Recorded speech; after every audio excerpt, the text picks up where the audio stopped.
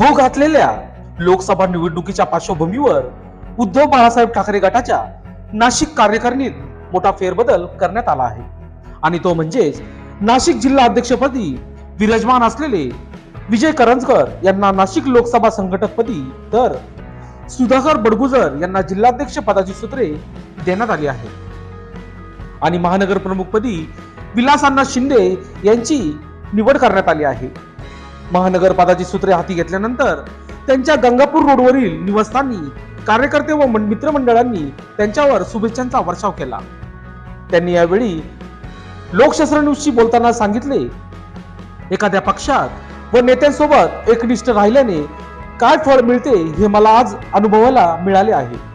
मी आजपर्यंत केलेल्या कार्याची दखल घेऊन पक्षश्रेष्ठींनी ही जबाबदारी माझ्या खांद्यावर टाकली आहे।